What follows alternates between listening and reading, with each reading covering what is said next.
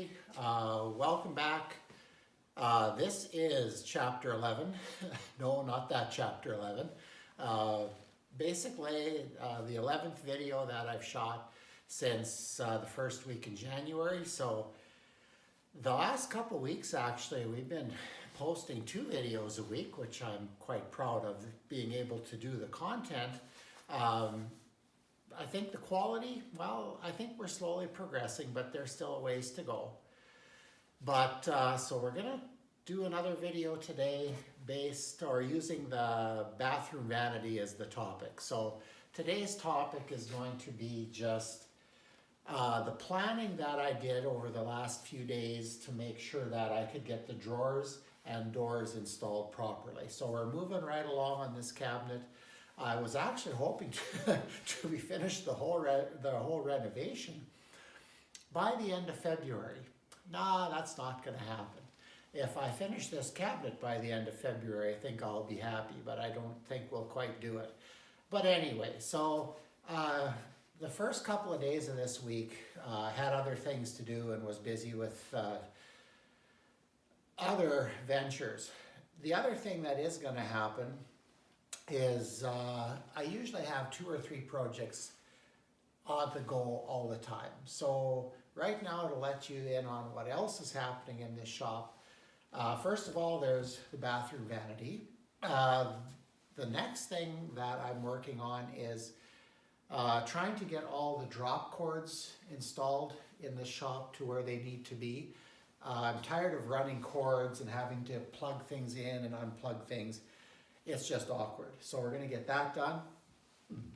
And then partly because of my Tuesday afternoon class with students, we are going to eventually get away from wood turning, and then I'm going to need the rest of my shop to be able to do that. So one of the things that isn't working right now is my oscillating spindle sander. So I took that out to a person in town here that's really, really good with repairing things. And then I thought, wow, jeepers, when I took it off the stand, it would sure be nice if that had its own stand that I could place it independently on my floor. So I have some sheeting out here. I'm going to build a box to set it on, and make it look like it came with it, and make it so I have a nice oscillating spindle sander when it's all said and done.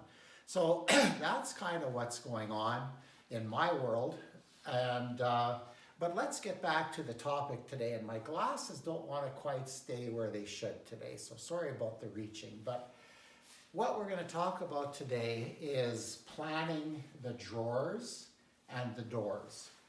Now, one of the reasons I'm taking a little bit more time with this is I have never installed these Bloom undermount drawer slides. So I have a set of them here. Actually, I have 5 sets, so 3 in here and then 2 in here like we talked about last video. But I've never installed these before, so I've been looking at instructions and spent a little bit of time yesterday watching YouTube content on this. There's quite a bit out there. So I think now I have kind of figured out how they need to go in. And then I'm a very visual person. I like to set things in place and see how things are going to work out. So what I did is I put this green tape on the faces of the oak, and that way I can put marks on it without having to sand them out later.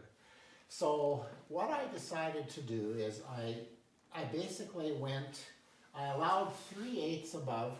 These drawer faces are going to go over. They're going to be like this, they're overlays. So I allowed 3/8 of an inch to go onto there, and then 3/8 of an inch on each side. Now the reason I went, ½ inch is considered normal. I went 3/8 to give me a little bit of extra room for this drawer or the door to open and not interfere with the drawer face. And the European hinges, the Bloom hinges that I'm using, are very good for that. I don't think that'll be an issue. And besides, I added an extra 3/4 of an inch here just to make sure that wouldn't happen. So I think we're good on that front. So we've got, from that, I figured out my area. It's 3/8 on the bottom as well. Figured out my area.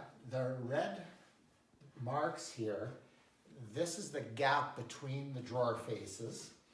So there'll be 1/8 of an inch between the faces. And that allowed me to figure out where my faces went on here. Then I could work inward from there and figure out where my drawer should be, how high my drawer side should be. And I think my drawer sides are 6 13/16. I cut 3 strips of Baltic birch yesterday for that. We're going to talk about drawers more in the next video. So today we're just going to focus on the oak and the planning that went into this. So I've got the 3 drawer faces laid out here, and then the 2 doors. So I want 1/8 of an inch gap between the 2 doors. Remember, there are no stiles or rails on this cabinet. So I think that makes the interior of the cabinet, especially a small cabinet, much more usable. So we got no stiles and rails to deal with. So what that means is this door is going to be 13 11/16 in width, and I believe 25 5/16 high. So it's important that, I'll show you this on the top, that the top of, there we go, that the top of the door and the top of the drawer line up. Now you'll notice I left a bit of a gap on top here. I left about 1.1 inches between the top of the drawer and door edges and the bottom of the granite countertop. I got in touch with my countertop guy, Daniel, a couple of days ago, and I still haven't sent him what I promised him I'd send him that day, so I'll get to that yet.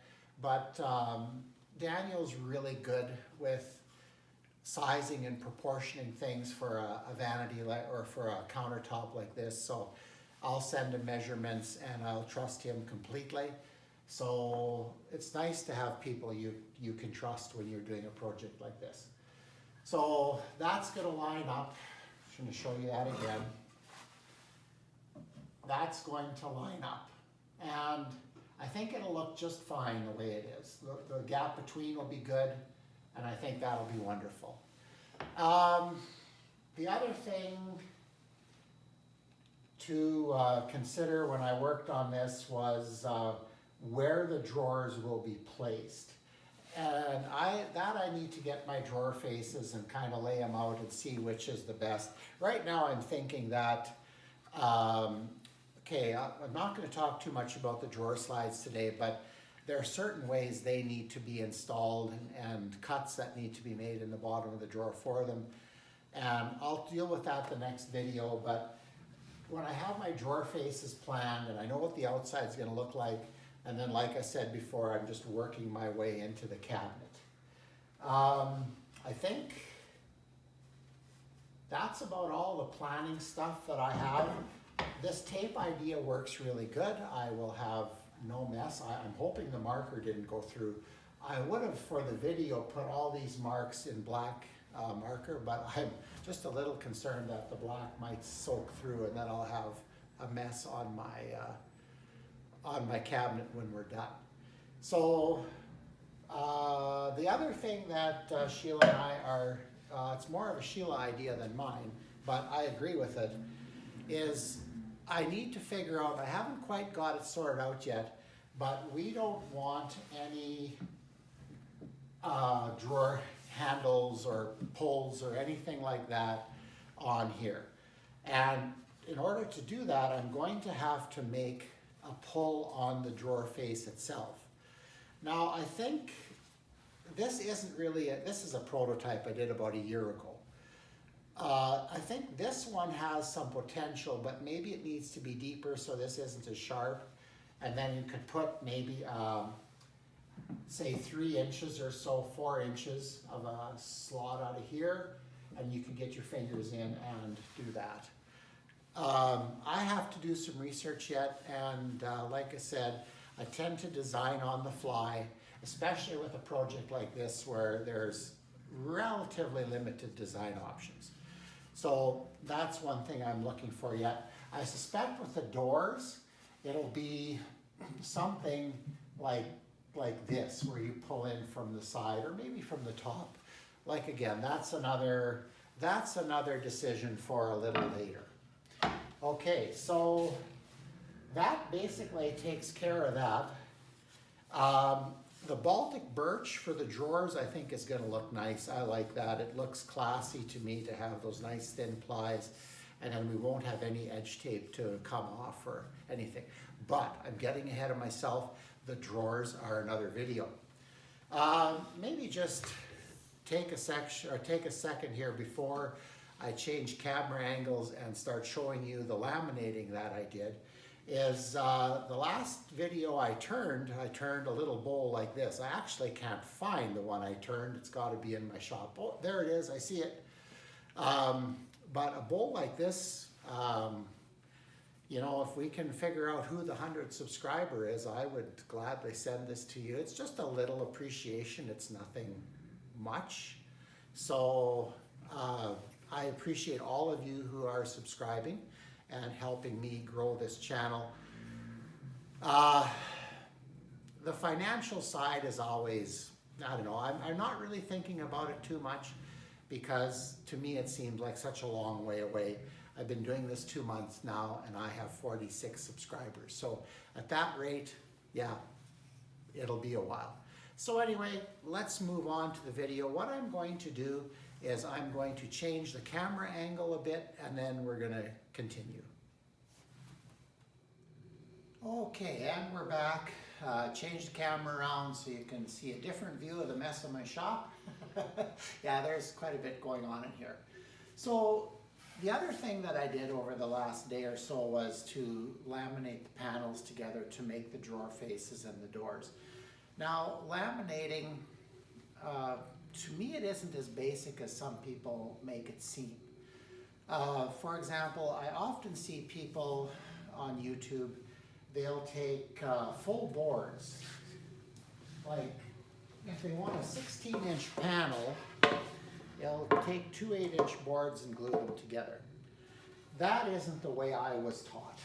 I was taught that when you laminate a panel together, each of the pieces should probably be between 2 and 3.5 inches in width. Those smaller pieces make it so the panel has less of a tendency to warp, in my opinion. And I've got a lifetime of working with this, and it seems to have worked that way. So that's what I do. I don't know if you can see it in this panel. This is one of the door panels, but there's a joint there, a joint there, a joint there, and a joint there.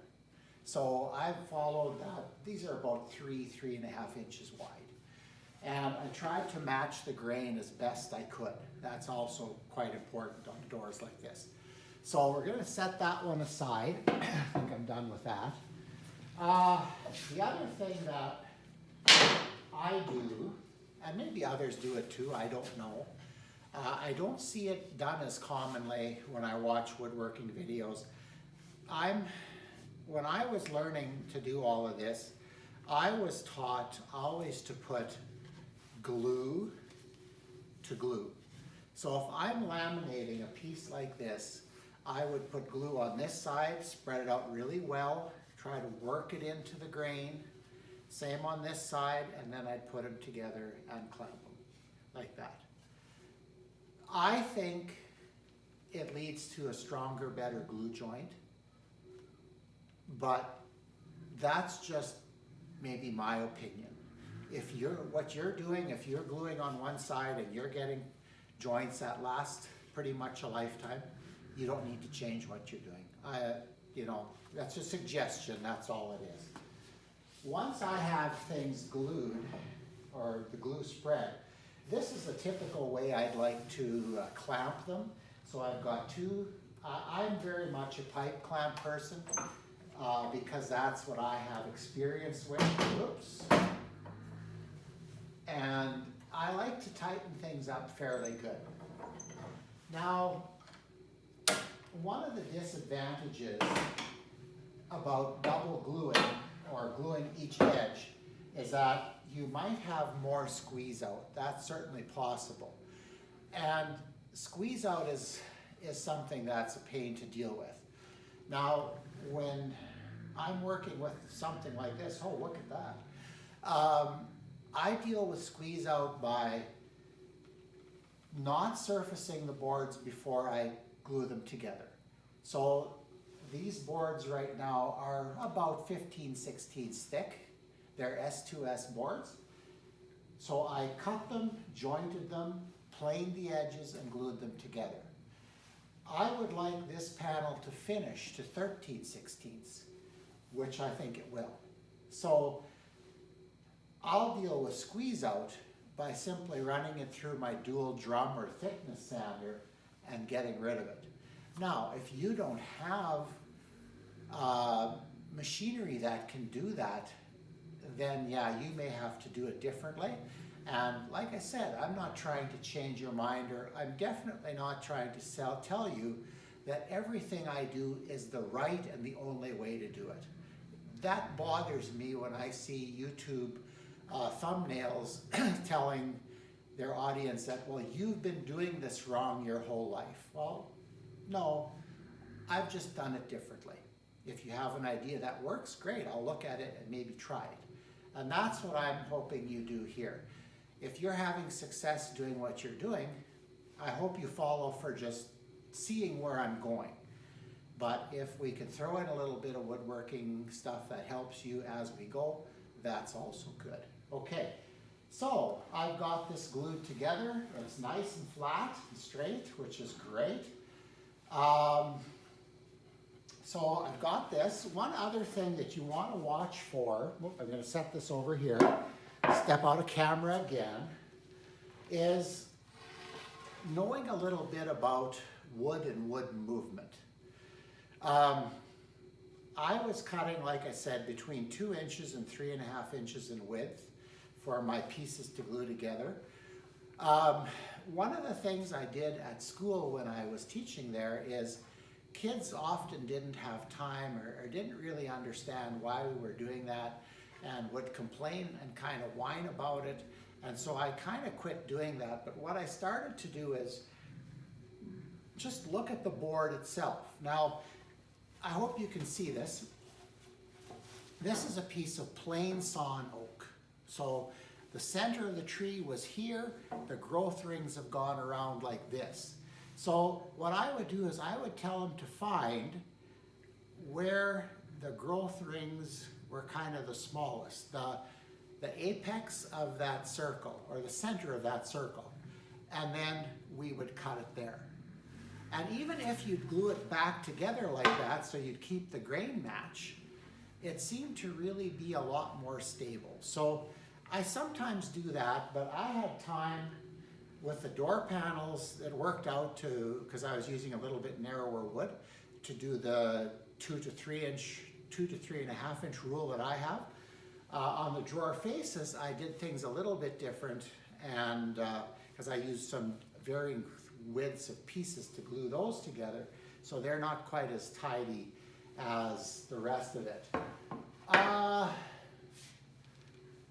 The other thing that you want to make sure of when you're gluing things together like that is that your jointed edge, here we go, that your jointed edge is a perfect 90-degree to the face.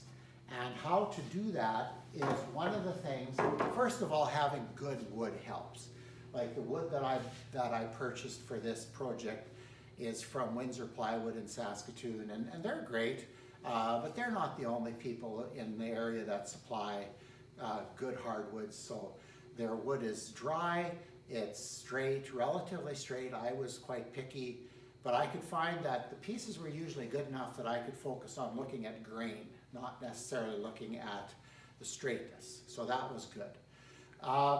But aside from having good wood, the other thing is to make sure that your tools are set up well. So for example, I'm not the best these days at making sure that my shop is completely ready to work in. So I tend to do things as I need them.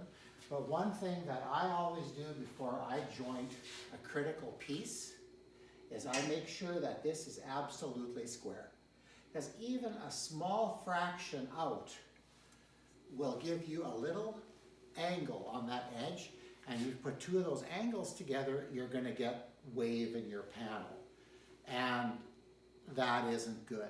Now if you have, let's say we had 1 inch, we glued that together, we wanted to get to 3/4, we've got a 1/4 inch to plane off. Chances are we'd get a little bit of a bump or hump out of it.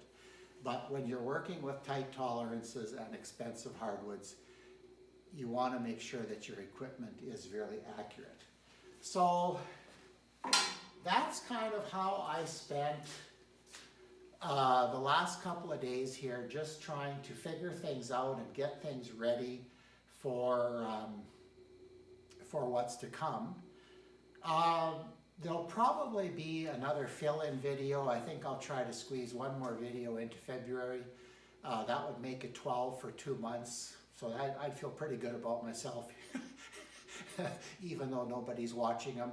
And I'm sorry, guys, I can only blow snow when there's snow.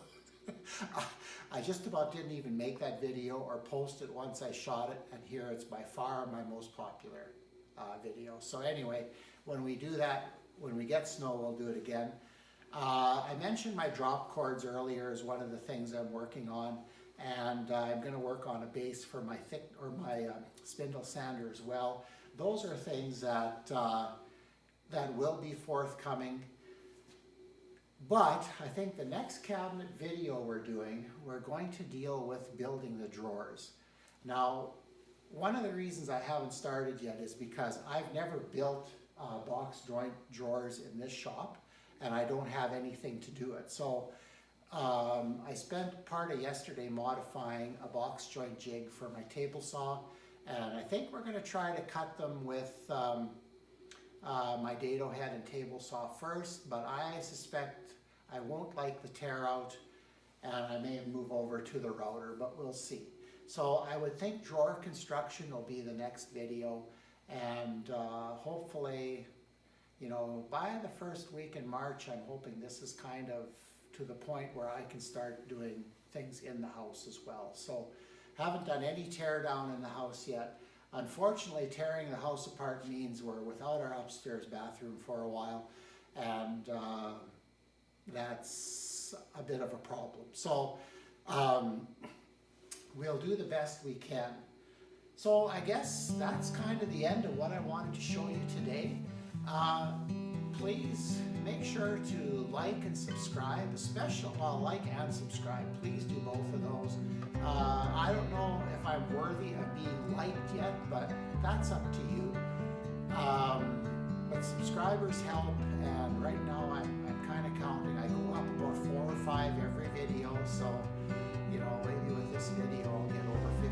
But I think that I'm going to keep looking through analytics to see if I can see who is my 100th subscriber, and I think we're going to try to give something away for that. So anyway, that's the end of chapter 11.